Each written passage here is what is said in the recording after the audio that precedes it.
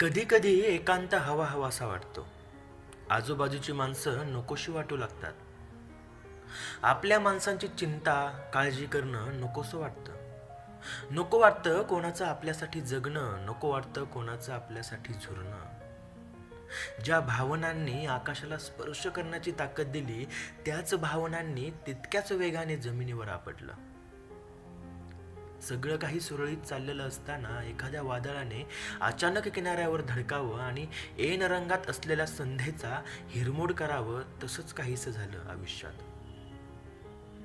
बुडणाऱ्या नावेला आधार देणारे अनेक हात पुढे सरसावले, पण त्या हातांवर विश्वास ठेवून किनाऱ्याला लागण्याची ओढ कधीच लागली नाही. असं वाटलं त्या बुडत्या नावेत बसून राहावं आणि प्रवाहासोबत वाहत जावं. तो नेईल तिकडे आणि नेईल तसं. शेवटी बुडणं निश्चित